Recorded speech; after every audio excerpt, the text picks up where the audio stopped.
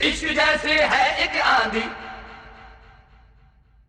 इश्क है एक तूफान। हाय देखो प्यारे ये ना जाने ये दीवाने ये परवाने हैं इश्क में कैसे तुम।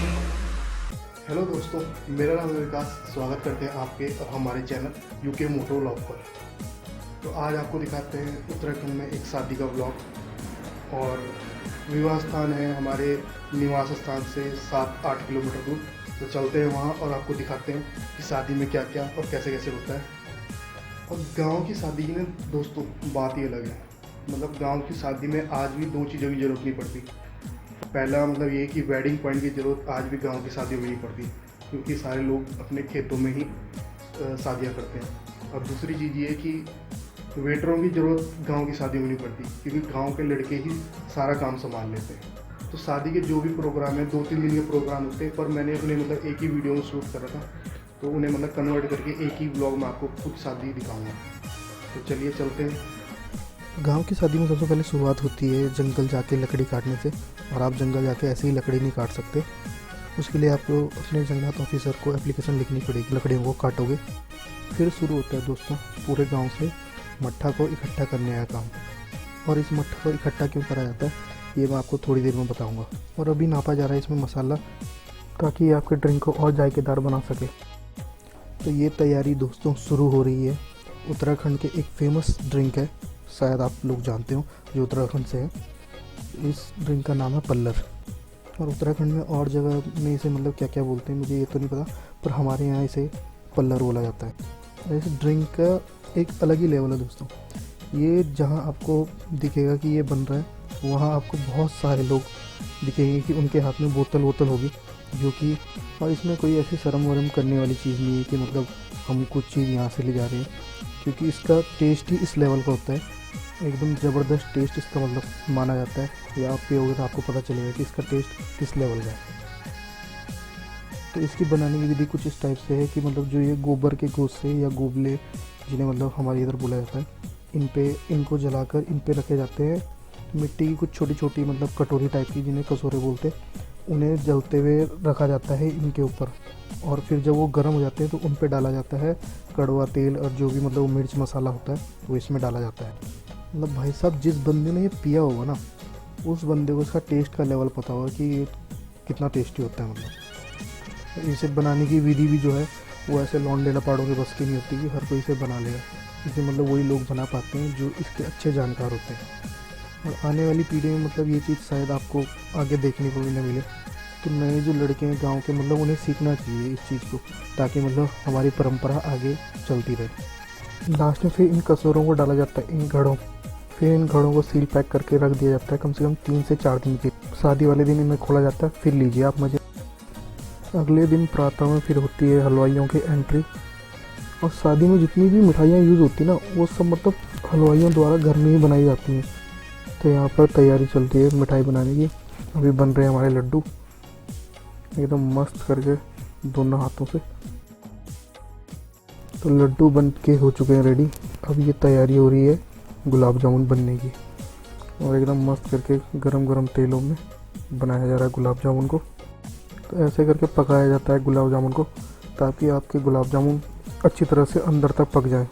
और फिर हो गए हमारे गुलाब जामुन कुछ रेडी और कुछ हो रहे हैं। तो हमने ऑलमोस्ट सारी मिठाइयाँ रख दी अभी अंदर। अब ये दिखाते हैं आपको अंदर का कलेक्शन। तो ये लीजिए दोस्तों, ये है कलेक्शन हमारी मिठाइयों का।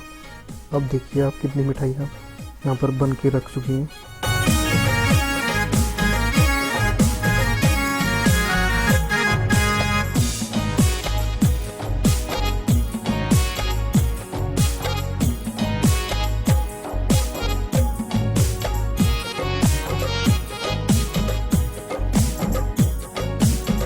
तो यहाँ पर चल रही है रात की डांस मस्त।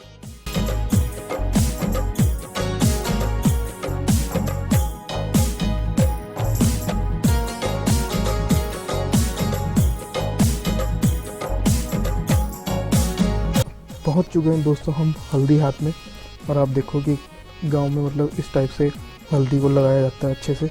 और ये ना एक मौका होता है कि मतलब सारे गांव वाले जो आपके फैमिली मेम्बर हैं सारे मतलब वहाँ पर आकर मिलते हैं। तो जो लोग सालों सालों तक मतलब आपस में मिल नहीं पाते, वो किसी ना किसी शादी में अपने गांव में सबसे मिल लेते। तो अब तैयारी हो चुकी है खाना खाने की, अब चलते हैं खाना खाते हैं और आपको बताते हैं कि आगे क्या होगा, आपको दिखाते हैं, मिलते हैं थोड़ी देर में। तो यहाँ पर पंडित जी द्वारा लड़कों की मदद से बनाया जा रहा है 7 फेरों के लिए शादी का मंडप। तो यहीं पर 7 वचन और 7 फेरे लेने का स्थान। तो कल दिन में है दोस्तों शादी, और हम इस टाइम पे जा रहे हैं अपने लिए कपड़े लेने।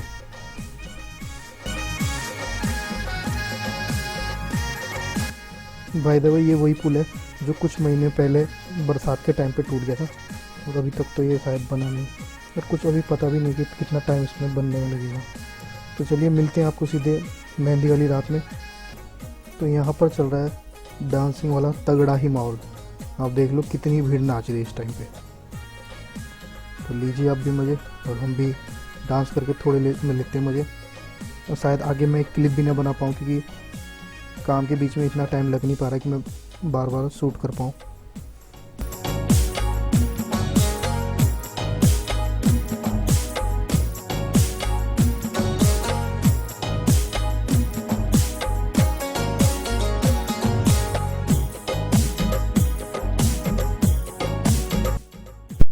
तो बारात पहुंच चुकी है, अब चलते हैं स्टेज की तरफ, क्योंकि टाइम हो चुका है जयमाला का, और मिलते हैं आपको जयमाला में। तो दुल्हन के राइट साइड में है बड़के भैया और लेफ्ट साइड में है छोटके भैया।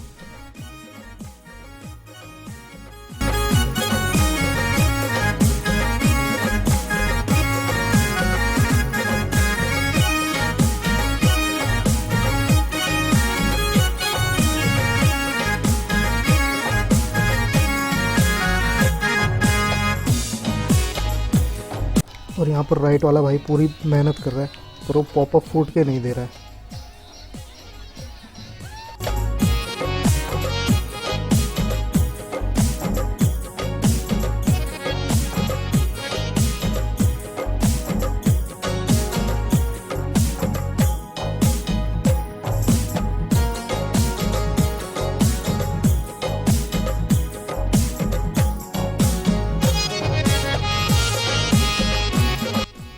तो देखते ही देखते अब टाइम हो चुका है 7 वचन निभाने का, मतलब कि 7 फेरे लेने का।